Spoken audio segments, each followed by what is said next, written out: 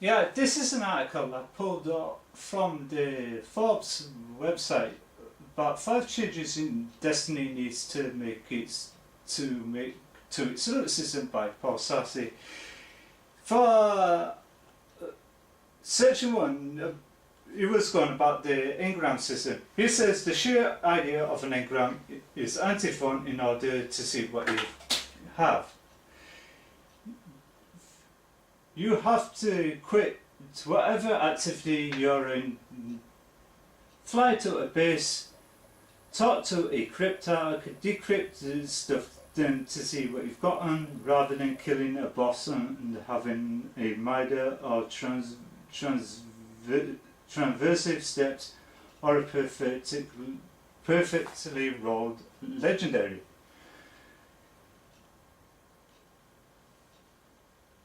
Shoot out of it, able to be immediately identified. There is this multi-stage process to check back on to figure out what you've actually got, which is both time consuming and disruptive.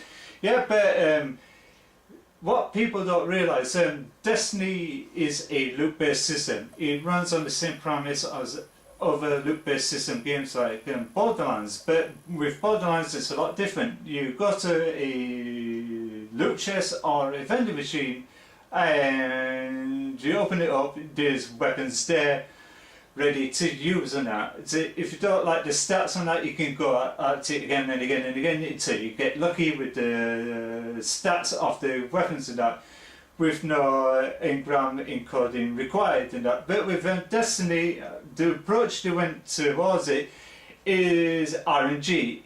RNG is a random number generated system which comes at random and that. Joe Vargas, aka Angry Joe, he did a review of Destiny a while back. He explains the system and that. He said it's all done at random and that it's going to take a while to get the weapons you want. And Angry Joe stated that what weapon you get, if it's a rare, legendary or exotic, it's a reskin of the ones that you got with different perks and that. So it's going to take a while to get things like exotics and that. But I think they're looking to improve the system when it comes to Destiny 2. Yeah, it also says all legendary items are boring. Some guns may feel good, but they are almost zero in having less interesting perks outside the stat balancing and that. Stuff like bonus ammo, reload speed almost does nothing and worthwhile without exotic perks. Yeah, in order to get up to a certain light level advantage in that, you have to rely more on most of exotics. Sort of like if you're light level 395 in that, if you want to get up to light level 400, to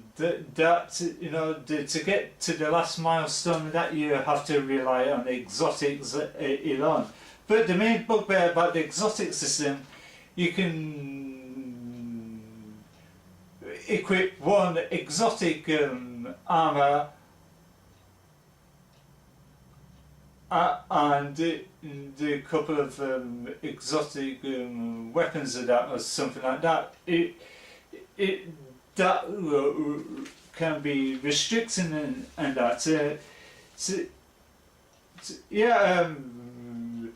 Armour is more of a vanity item. Yeah, it might to look good in appearance, but then again, it's just pure vanity, which doesn't do any favours for your defences and that, because of the health system, not like the good old days in Halo 1, which you get 2 health bars, one of them the shield and one of them the health. once the health depletes, you have to go to a health pack to get another one to re-equip it. But she redressed that and they dropped it in later games before the franchise went over to 343 and etc. Yeah, then he also addressed the thing about gear sets and that. But contrast to that of Diablo and the Division, yeah, but which runs on the separate games. And I think Division, you have to do certain missions and that in order to unlock the gear and that. The Diablo 3, I think it works on the similar premise of like Skyrim and that. In order to increase your spells or potions and all the gear, you go around slaying random enemies and that. Then you go and loot the corpses for the gear. Yeah, it goes on about the fundamental changes that the game plays and that. It's an interesting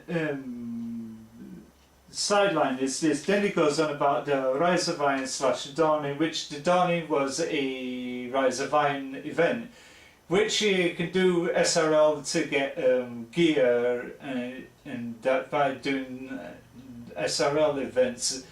And yeah, so in order to get the Dawning theme gear, you have to vote with your wallet and get them by microtransactions and that.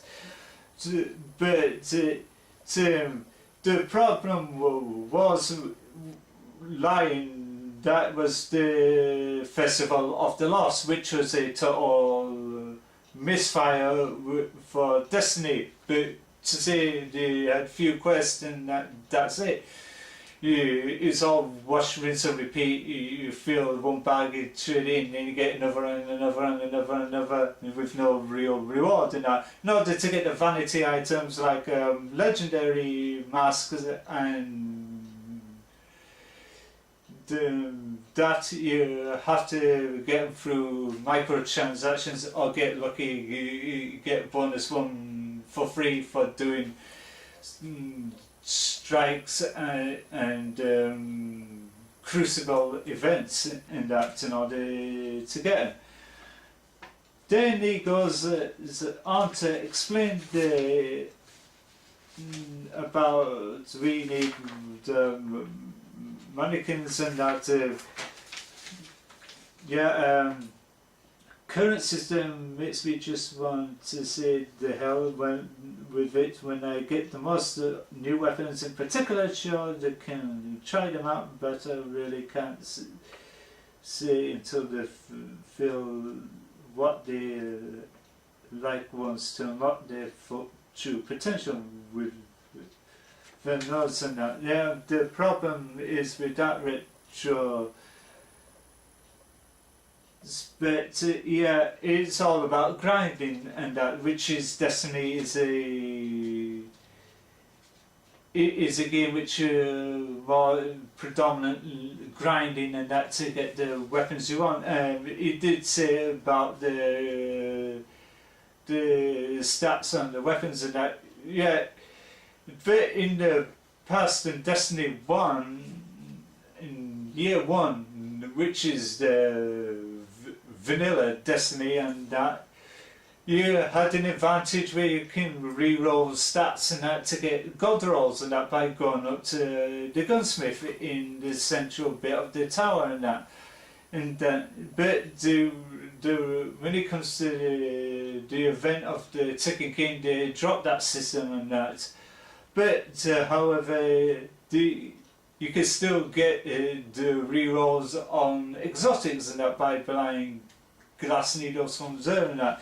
In order to get good pieces and that, you have to rely on Zer. That it comes on every Friday and Saturday at 10. Then he departs on Sunday at 10 AM or wherever, where he is either located in somewhere in the tower or in the reef and that. But yeah, but there was many exploitations, so many can say getting exotics and that. And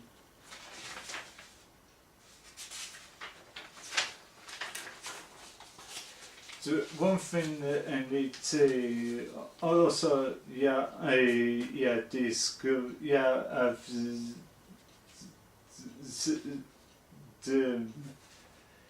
cover all that lot.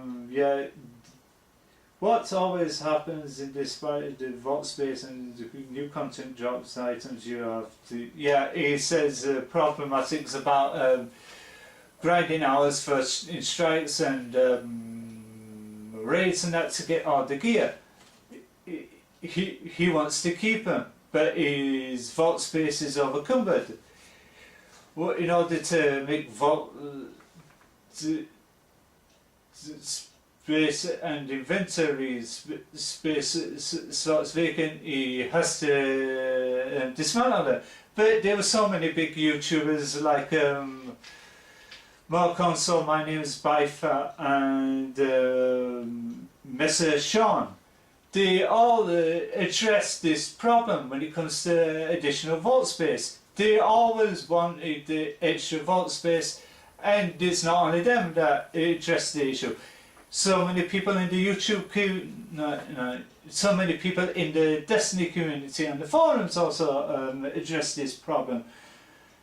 They wanted more vault space when the Rise of Iron come, but sadly that never arrived, and that because of things like requirements in servers and that, due to the fact you have to compensate for the old gen consoles like PlayStation 1 and PlayStation 3 and the Xbox 360. But Deej says they're looking to disband that so they can focus on increasing productivity with Xbox 4 and Xbox 1 and PlayStation 4. To leading up to Destiny 2, which they're looking to prove that with a new division called Precarious Visions, and that's going to take control into coming up with new design concepts and productivity for Destiny 2 and that. Very interesting sidelines on that, but at the current stage, more due to the lax capability of the server space, I don't think that's going to be feasible for this time, and due to the latter end of Destiny 1. It's a very interesting article that I dug up from Forbes and that. There were so many people that's forever addressing these fundamental problems about Destiny in the whole, about with the loot system and that, and how to change it, how to improve on it, and la-di-da-di-da, and etc, etc, etc. It's good. It's good. The imports and that. Everybody's did complain about the vault space and that. And the further light level increased to light level 500, and that they want the Vault of Glass to be revisioned and the Crota's End to be revisioned to go in par with so many other revisions of strikes and that. That will all probably come in the bigger update when it comes down to spring and that. But in the favour of that, that's why they postponed the Crimson Days and that for February and etc. See what they bring to the table for Destiny 2 when it comes to the big reveal of the concepts and that. when it comes down to E3 and that, which will be in the later end of summer and that, which is months away and that. And yeah, the T-shirt I'm wearing is, says is a documentary on the fandom of Ghostbusters, and that is currently available on Netflix. So if you've got a Netflix subscription with PSN or Microsoft Marketplace and that, yeah, it's worth seeing that. But sadly, you can't get these T-shirts anyway. Do an exclusive for those who funded for the documentary via Kickstarter or Indiegogo. But yeah, until then, this is me, Frankie Croft Smales, wherever you are in the world. Have a good day and thank you for watching.